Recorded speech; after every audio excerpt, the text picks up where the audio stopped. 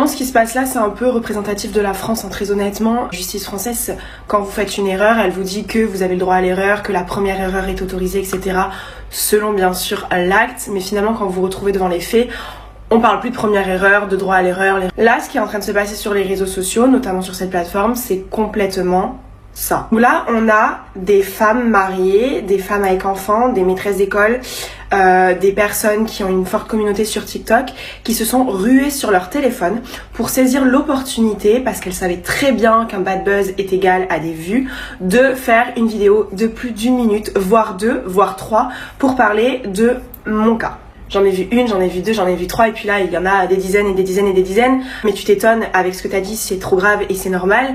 Mais moi je vais vous expliquer mon autre point de vue. À un moment donné, d'être gentil et de s'effacer un petit peu en disant bah, ça va passer, c'est pas grave, c'est comme ça arrive. Là ce qui se passe c'est en train de plutôt m'énerver. Si ces personnes-là elles avaient pris leur téléphone et m'avaient envoyé un message pour essayer de comprendre ou pour essayer de m'expliquer la vie ou voilà de me faire une leçon de morale etc.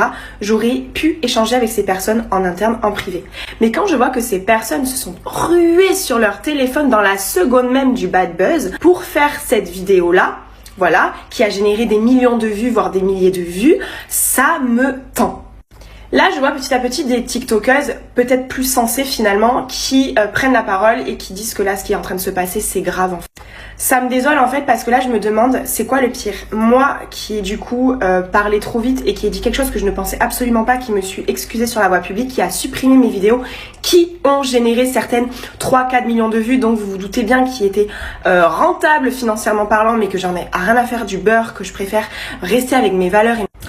Ou alors ces femmes qui se rusent sur leur téléphone pour faire cette vidéo, pour du coup contrer ce que j'ai dit et montrer du doigt ce que j'ai dit et parler de harcèlement scolaire, mais qui créent un lynchage médiatique sur cette plateforme, sur tous les réseaux d'ailleurs, du coup créent elles-mêmes, entre elles, un cyberharcèlement sur une seule personne.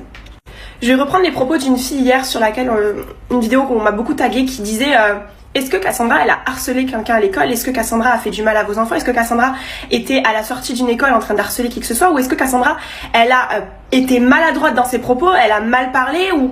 Mais vous par contre, qu'est-ce que vous faites? Vous harcelez qui là à l'heure actuelle? Bah vous harcelez moi en fait.